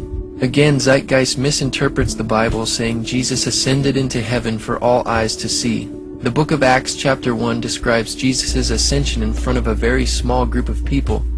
To disregard or disbelieve his miracles and resurrection is one thing, but to claim that he never existed in the face of all the evidence is a premise rejected by even non-Christian historians and scholars. Richard Burridge and Graham Gould state that the questioning of Jesus' existence is not accepted by mainstream critical scholarship. Robert Van Voorst has stated, "The non-historicity thesis has always been controversial, and it has consistently failed to convince scholars of many disciplines and religious creeds. Biblical scholars and classical historians now regard it as effectively refuted."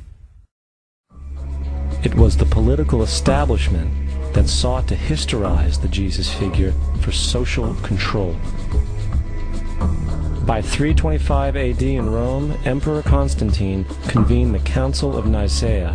It was during this meeting that the politically motivated Christian doctrines were established, and thus began a long history of Christian bloodshed and spiritual fraud. And for the next 1600 years, the Vatican maintained a political stranglehold on all of Europe, leading to such joyous periods as the Dark Ages, along with enlightening events such as the Crusades and the Inquisition.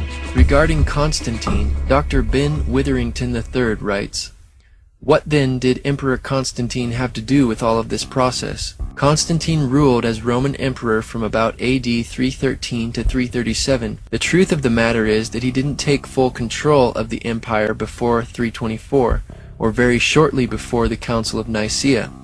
This fact alone should make evident that most theological issues, including those about Christ's nature, had taken a rather definite shape and trajectory before Constantine had anything to do with them. At the Council of Nicaea, Constantine seems to have favored Christ's true divinity, but he was no theologian, and it certainly wasn't he who wrote the Creed of Nicaea, nor can it be said that he determined the canon. Constantine mainly pronounced the benediction on the deliberations that had already been formulated. Zeitgeist is correct about the Roman Catholic Church's long history of bloodshed throughout the Dark Ages, the Crusades, and the Inquisition. However, these facts do not negate the credibility of Christianity, but rather demonstrate the sinfulness of man. Regardless of how later professing Christians behaved, Jesus taught his followers to love all people, including their enemies, and to remain peaceful with all people at all costs. Violence, bloodshed, and spiritual fraud in the name of Jesus does not come from the Bible, nor does the New Testament condone such events. But it came from the Roman Catholic Church. It was also the Roman Catholic Church that embraced pagan sun god worship. Anybody who reads the New Testament for themselves will see that violent Christians live contrary to what the Bible teaches and are therefore not followers of Jesus at all. As presented earlier, there are numerous non-biblical historians who speak of Jesus. Thus it was not the political establishment that sought to historize Jesus. This is not to say that the Bible has not been perverted and taken out of context by the political elite for social control throughout history and even today. In the secret FEMA plan to use pastors as pacifiers in preparation for martial law, this debriefing tells pastors to help implement FEMA and Homeland Security directives.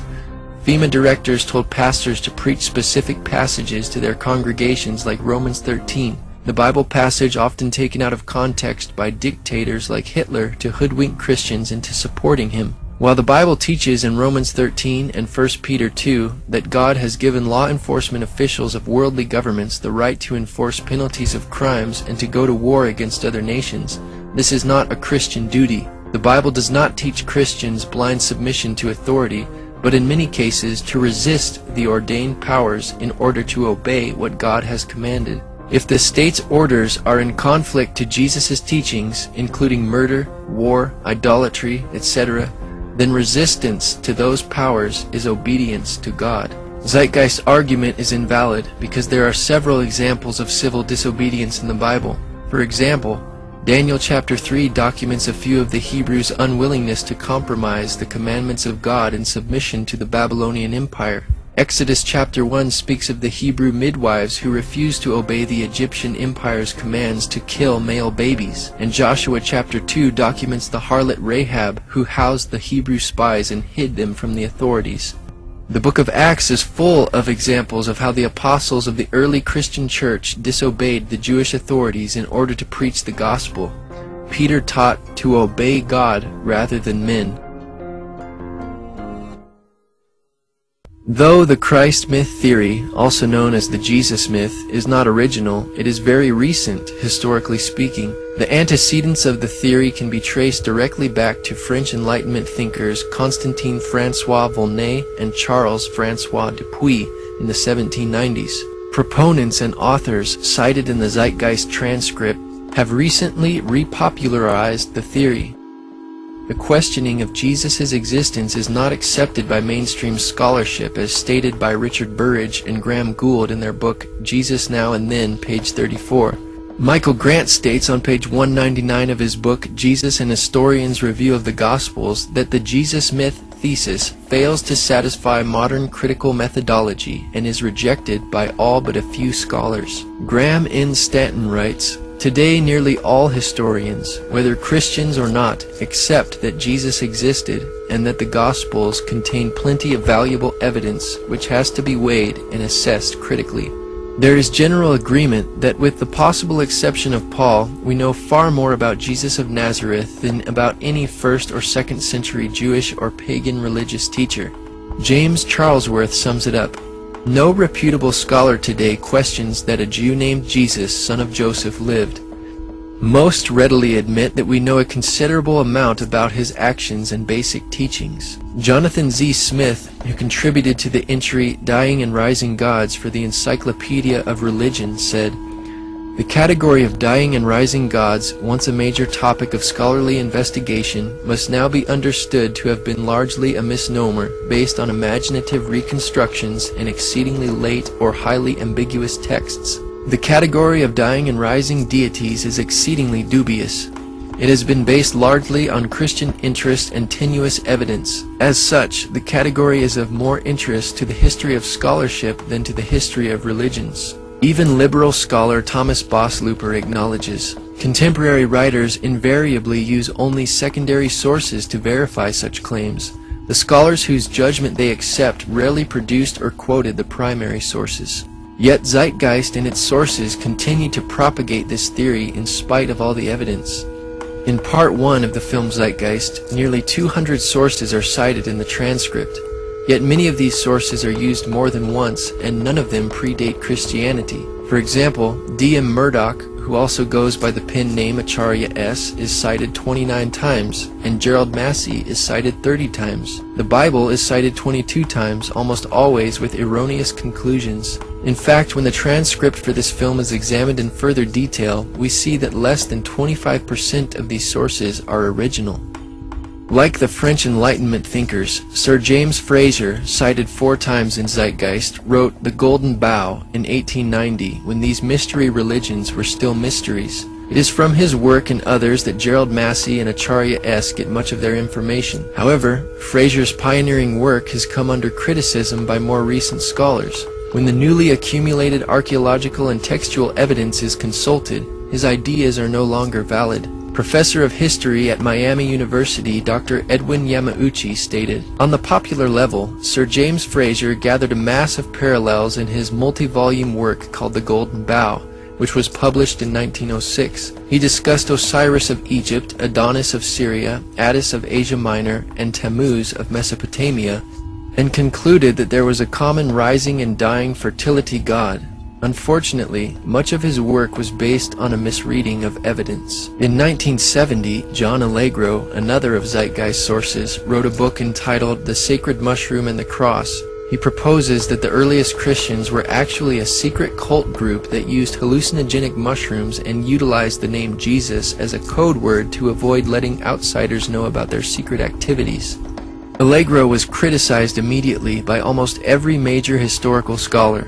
The Times newspaper of London printed a letter signed by 15 scholars in the Semitic languages who dismissed his conclusions, stating that it was not based on any philological or other evidence that they can regard as scholarly. And what about this amulet of Dionysus as a crucified figure pictured and dated 500 BC in Zeitgeist? Timothy Freak and Peter Gandy, cited 7 times in the film, feature a picture of the amulet on the cover of their book, The Jesus Mysteries. The Zeitgeist claim that this amulet dates back to 500 BC is a lie. Actually, the amulet dates centuries after the 1st century AD, after the establishment of Christianity. One researcher, James Hannum, documented, "Although it features on the cover of the Jesus Mysteries, Timothy Freak and Peter Gandy are actually quite circumspect about the amulet in the text. I emailed them to ask in which book they had found it. Peter Gandy kindly replied that it was in the 2nd edition of Guthrie's Orpheus and the Greek Religion, as well as R. Eisler's Orpheus the Fisher, first published in 1920. Oddly enough, it isn't in the appendix of either of these books. On my next visit to London, I looked both these books up at the Warburg Institute and found the note in Guthrie's work that the amulet was believed to be a fake. In subsequent email correspondence through an intermediary, Peter Gandy eventually came clean. I will quote in full, "I have to admit that James Hannum is correct.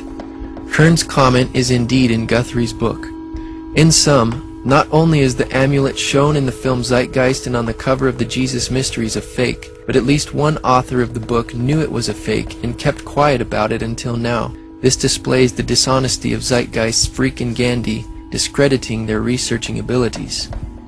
First, let me say something about Freak and Gandy's book. I do not recommend that book. I would prefer that no one ever read it. It's only marginally better than Percy Graves' work. Their research is on key parts, it's shoddy, and their source citations minimal, problematic. There's no way to know when they've gotten something right or wrong without redoing all their research, which makes their book useless. And that's the same complaint I had against Graves' book. To figure out what's in there that's even correct, you have to completely redo the whole work, and why even read the book if you're just going to do all the work yourself anyway.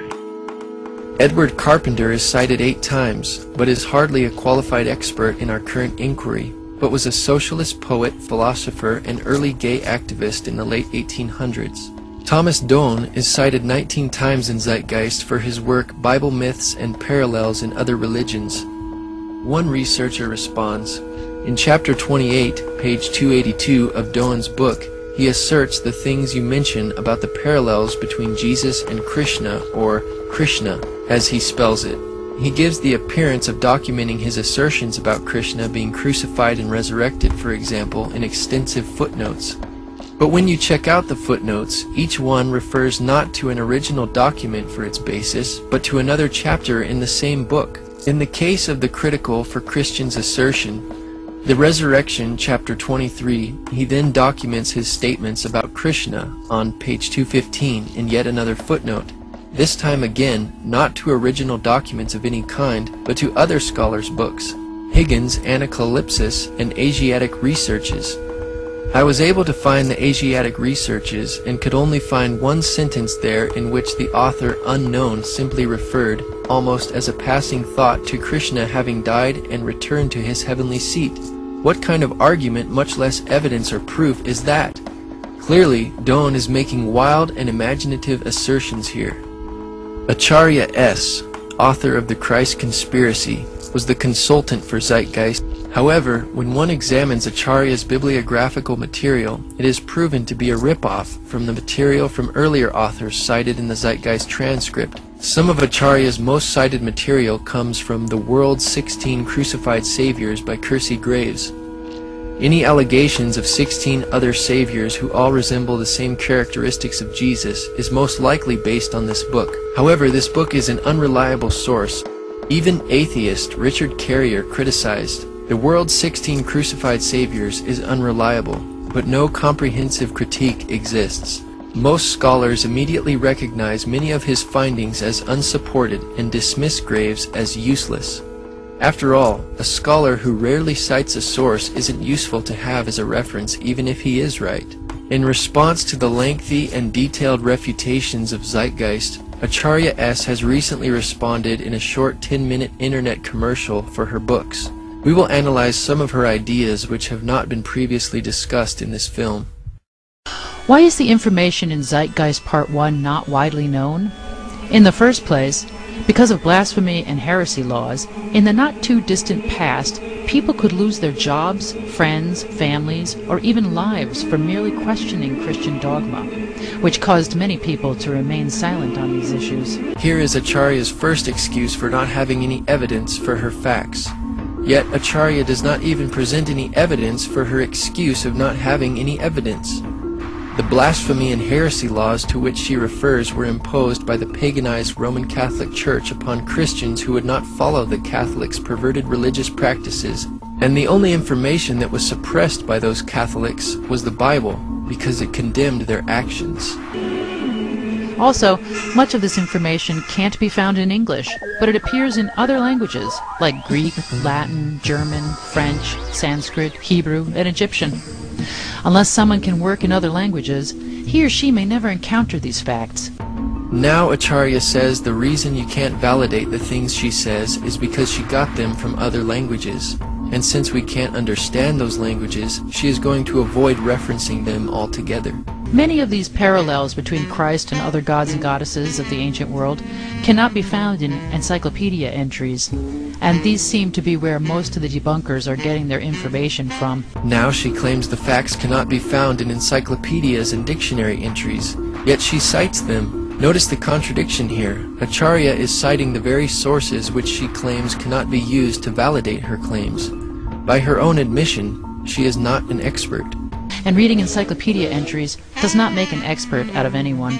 Within 49 pages, she cites Wallace Budge 47 times, who is also cited 5 times in the Zeitgeist transcript.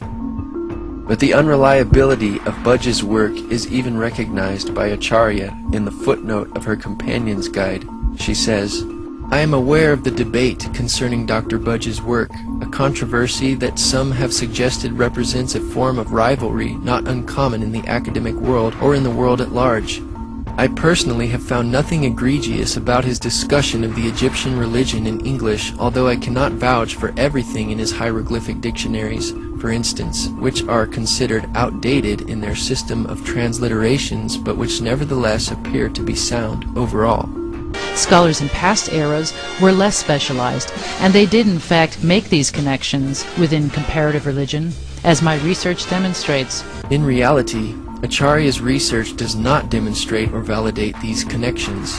Even critical, non-Christian scholars have rejected Acharya S.'s research, among whom is Dr. Bob Price, who said, She is quick to state as bald fact what turns out to be, once one chases down her sources, either wild speculation or complex inference from a chain of complicated data open to many interpretations. One of the most intriguing claims made repeatedly in these books is that among the mythical predecessors of Jesus as a crucified god were the Buddha, the blue-skinned Krishna, and Dionysus. Is there any basis to these claims, which Murdoch just drops like a ton of bricks?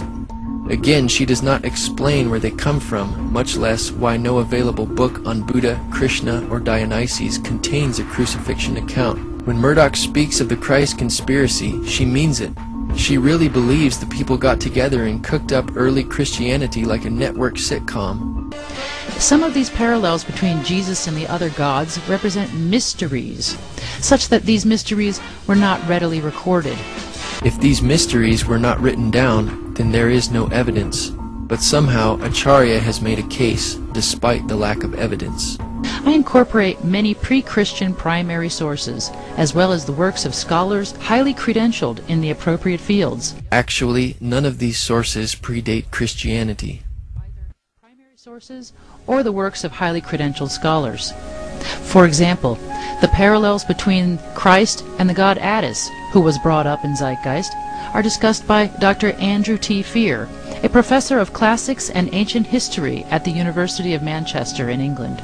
Even Dr. A.T. Fear, Acharya's source, says that the resurrection of Attis did not appear until the beginning of the 4th century, inspired by Christianity, not vice versa. Attis, too, with his strong emphasis on resurrection, seems to be a latecomer to the cult. The stress on the Hilaria as celebrating the resurrection of Attis also appears to increase at the beginning of the 4th century AD. It is important to remember that here we are discussing a period of centuries, not merely years.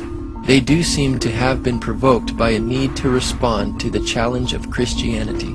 Obviously, this is one of Acharya's strongest claims in support of her facts, since it made the cut into her 10-minute commercial, but her own source, Dr. Fear, embarrassingly admits that these similarities between Attis and Jesus were borrowed from Christianity and not the other way around, as she alleges. The idea of the Indian god Krishna's mother being a virgin is not widely known and is therefore said to be wrong. As demonstrated earlier, the Indian literature says just the opposite, that Devaki had 7 children before Krishna was born. The Bhagavad Gita is then shown on the screen, which is misleading because there is no record in the Bhagavad Gita or Mahabharata of a virgin birth for Devaki. We should keep in mind that shouts for primary sources serve to remind us that Christians went on a rampage to censor and obliterate everything outside of their faith. In fact, these censors destroyed a huge amount of the type of evidence that we're discussing here. Again, she makes excuses for not having any evidence or proof for her thesis, and warns us against those who would ask for such evidence. Without any evidence, the Jesus myth and astrotheology concepts are negligible. While it is true that the wise men, magi, or kings are not numbered in the New Testament, their gifts are numbered as 3 at Matthew 2:11, gold, frankincense, and myrrh. The only problem here with her interpretation is that the number of gifts does not determine how many magi there were. For example, in 2 Chronicles 21:3, there were also 3 gifts of silver, gold, and precious things presented to the sons of King Jehoshaphat. Yet there was not 3 contributors, but 1. There could have been numerous magi. The Bible does not specify how many magi there were because it is not an issue like Acharya S. makes it out to be.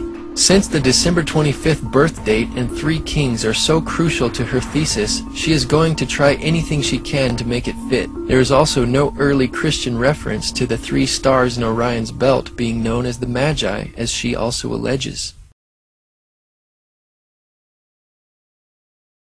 Next, we will demonstrate how the modern proponents of the Jesus myth theory and sources behind Zeitgeist and Acharya S.'s work are typically advocates of Freemasonry, Theosophy, and the New Age, which are all very similar belief systems whose goal, like that of the Zeitgeist movement, is the elimination of Christianity and a utopian society, or paradise, as presented in the Zeitgeist Addendum film. In one of her online articles entitled The Gospel According to Acharya S., she states, "Perhaps the devil brings peace and not a sword to humanity." Considering how many people have been killed in the name of God and not the devil, maybe the world is worshipping the wrong entity. She also writes, the devil is divine. Also cited in Zeitgeist are Godfrey Higgins, Albert Churchwood, cited 6 times, and Manly P. Hall, cited 5 times, which were all members of the Freemasons' secret society. Manly P. Hall, a 33rd degree Mason, wrote on page 48 of his book, Lost Keys of Freemasonry, when a Mason learns that the key is the proper application of the dynamo of living power, the seething energies of Lucifer are in his hands. Lucifer is a name frequently given to Satan in Christian belief. The usage as reference to a fallen angel stems from a particular passage in the Bible, Isaiah chapter 14, that speaks of someone who is given the name of day star or morning star as fallen from heaven. In Latin, the word Lucifer is the name for the morning star, the planet Venus in its dawn appearance. Though it seems Acharya S. ignorantly and lightly poses the hypothetical of worshipping the devil, and the devil bringing peace to humanity, her sources, such as Manly P. Hall, H. P. Blavatsky, and Albert Pike, are much more bold in their allegiance to the devil, Satan, or Lucifer. They not only believed in the devil, but committed their work to the fallen angel, Satan, and his lies. Another Freemason quoted frequently by Acharya S. in the Christ Conspiracy is Albert Pike, who is considered one of the best interpreters of all Masonic ritual. He held the highest office in Scottish Rite Masonry and rewrote all Scottish Rite rituals, which are practiced today. Pike is best known for his work Morals and Dogma, which is found in the bibliography of Acharya's book. He said, "The Masonic religion should be, by all of us initiates of the high degrees, maintained in the purity of the Luciferian doctrine. If Lucifer were not God, would Adonai, the God of the Christians, and his priests calumniate him? Yes, Lucifer is God, and unfortunately Adonai is also God. The true and pure philosophic religion is the belief in Lucifer, the equal Adonai. But Lucifer, God of light and God of gods, is struggling for humanity against Adonai, the God of darkness and evil." Besides Acharya S., who quotes Gerald Massey in her work, Massey is the main source for Zeitgeist, being cited 30 times in the film. Though Acharya S. relies upon Massey's work to support much of her ideas and conclusions, Massey was not a trained Egyptologist, and his work was never recognized in the field of Egyptology. His ideas, like Acharya's, are fringe theories that lack critical support. Gerald Massey is known for his works such as The Historical and Mythical Christ. He was also a practicing Druid and a Theosophist, who wrote for the Theosophical magazine entitled Lucifer, published by H. P. Blavatsky. H. P. Blavatsky, another source cited by Zeitgeist and Acharya S., was an occultist and mystic. She is the author of The Secret Doctrine and the founder of the Theosophical Society, a blend of Eastern religion, occult speculation, and Gnostic interpretation of Christianity. In the words of J. H. Russell, part of its teachings are, "All life is being fundamentally one with the life of the Supreme Existence."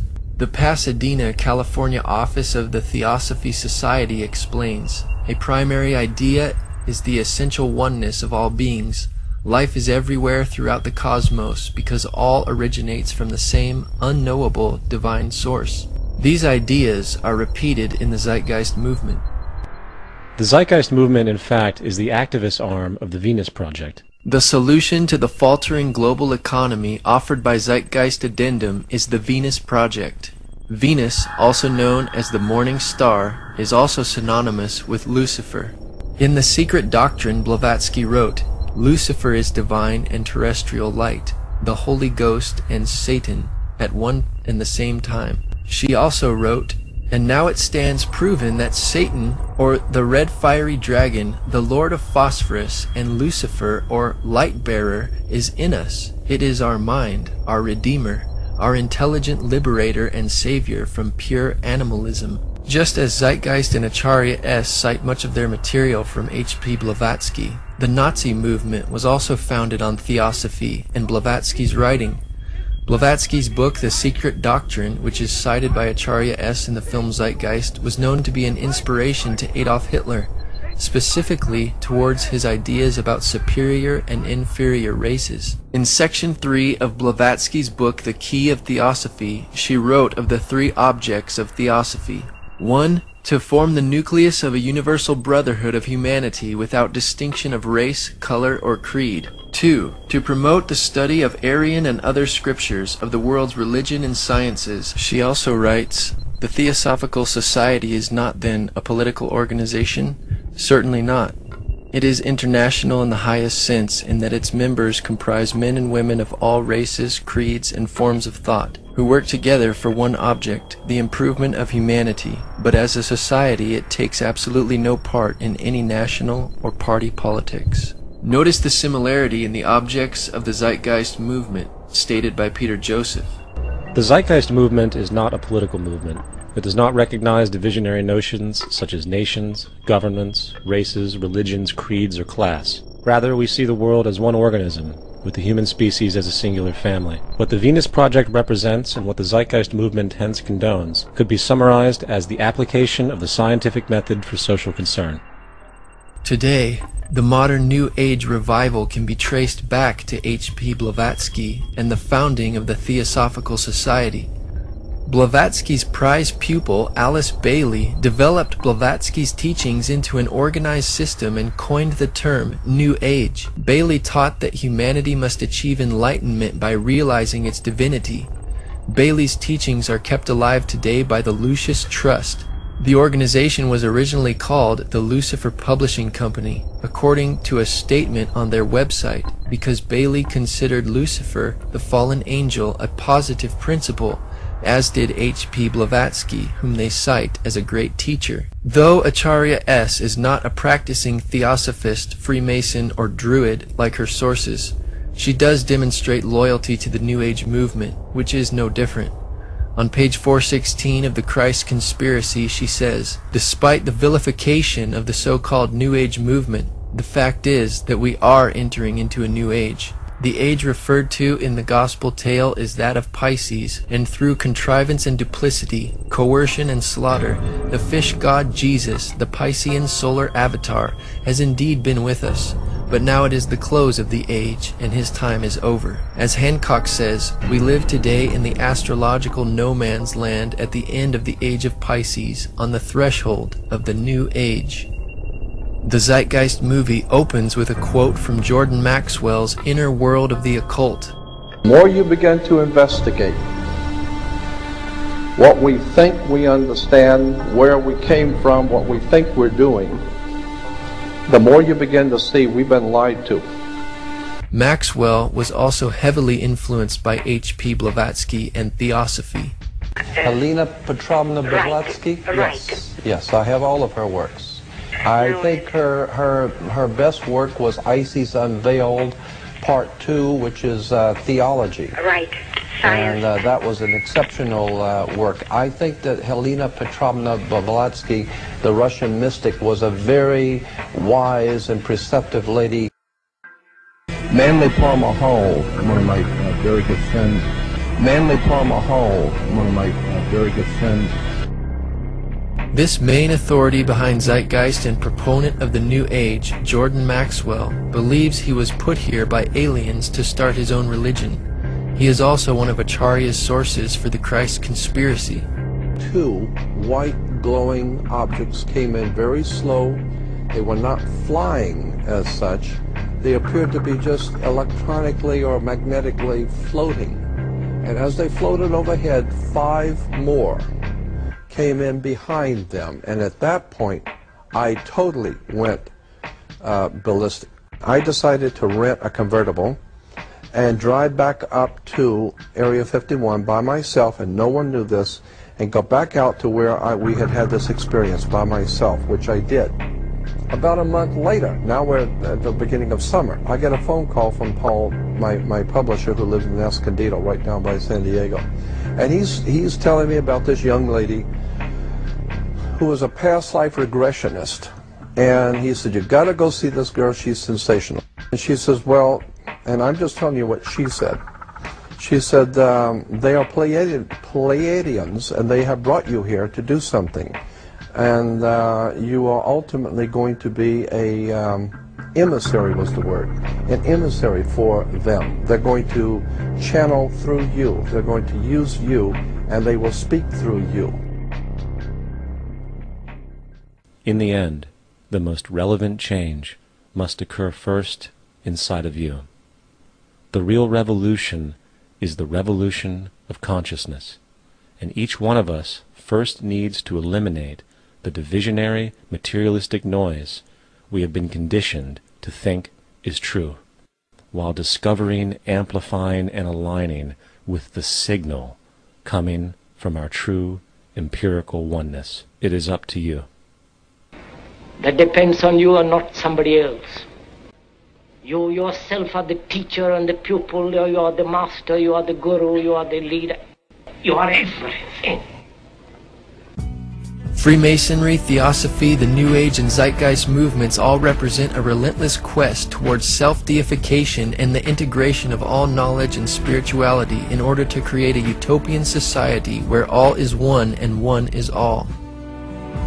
The Bible is also in a head-on collision with this movement because, in contrast, it teaches that all is not one, all is not God, and human beings are not God. The Zeitgeist movement and Venus Project Utopia theoretically eliminates this problem of sin and human depravity, saying, essentially, that sin, evil, and crime is not caused by free will of individuals, but is a product of society, circumstantial experiences, and money. There is no such thing as a criminal. As repeatedly expressed, the monetary system generates corruption by its very construct. As far as society today, the most fundamental condition for offensive behavior is derived from the monetary system. In contrast, the Bible teaches that humanity's crises stem from the evil and sin of humankind. The Zeitgeist movement blames money for offensive behavior, whereas the Bible teaches the love of money is the root of all evil, bringing the cause of sin back to the individual's free will and choice. The doctrines of these movements forever removes any possible fellowship with Christians. The only obvious solution to this problem is the eradication of Christianity, as Acharya S. reveals on page 416 of her book, quoting Zeitgeist source Edward Carpenter. As for Christianity's role in this new age, Carpenter states, Christianity, therefore, as I say, must either now come frankly forward and, acknowledging its parentage from the great order of the past, seek to rehabilitate that and carry mankind one step forward in the path of evolution, or else it must perish. There is no alternative.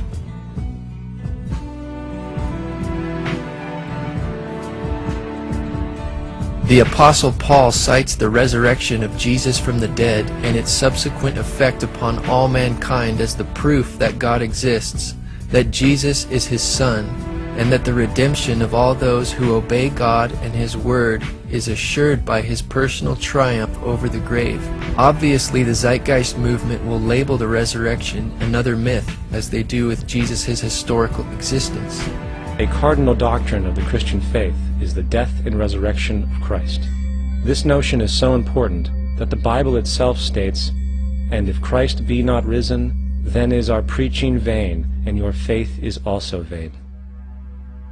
It is easy to take the previous verse from Paul's letter to the Corinthians out of context when it is not quoted in its entirety. Paul was making a point in rebuking those who said there was no resurrection, even though Jesus was resurrected. Paul said, "But now is Christ risen from the dead, and become the first fruits of them that slept." Yet it is very difficult to take this account literally, for not only is there no primary source denoting this supernatural event in secular history, awareness of the enormous number of pre-Christian saviors who also died and were resurrected immediately puts the story in mythological territory by association. Also claiming that there is no primary source denoting this supernatural event in secular history is inaccurate. Unlike Zeitgeist claims about the Jesus myth, the New Testament uses primary sources. The writers of the New Testament wrote as eyewitnesses from first-hand information. In addition to the non-biblical sources, the four Gospels are primary and authentic sources for the life of Jesus. Richard Bauckham, professor of the New Testament at University of St. Andrews, Scotland, wrote in his book Jesus and the Eyewitnesses, "The Gospels were written within living memory of the events they recount. Mark's Gospel was written well within the lifetime of many witnesses, while the other three canonical Gospels were written in the period when the living eyewitnesses were becoming scarce, exactly at the point in time when their testimony would perish with them were it not put in writing. This is a highly significant fact, entailed not by unusually early datings of the Gospels, but by the generally accepted ones. We imagine the traditions passing through many minds and mouths before they reach the writers of the Gospels, but the period in question is actually that of a relatively, for the period, long lifetime." Religious belief has caused more fragmentation and conflict than any other ideology.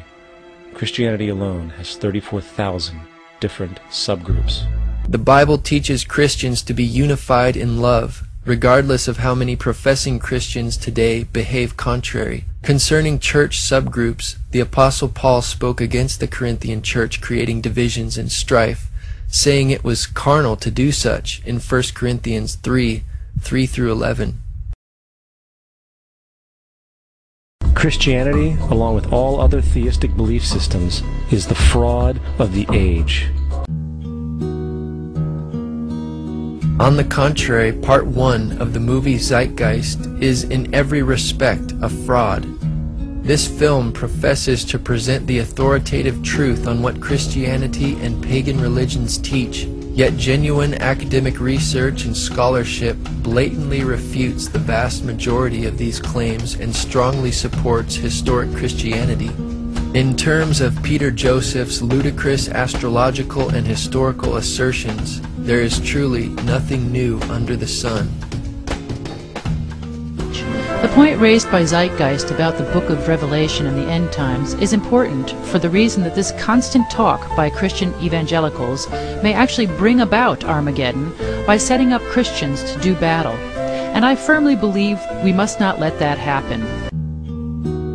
Anybody who professes to be a Christian and does battle, as Acharya put it, is a wolf in sheep's clothing, a false prophet which is known by their fruits, according to Jesus in the Bible. Jesus disarmed every Christian by his words to Peter when he said, "Put up again thy sword into his place, for all they that take the sword shall perish with the sword." Though many wars have been fought in the name of Christianity, these wars were in direct disobedience to Jesus' commandments. Jesus said, "Blessed are the peacemakers, for they shall be called the sons of God." Jesus taught to bless them that persecute and curse you and love your enemies. The Bible says that God hates people who love violence in Psalm 11:5.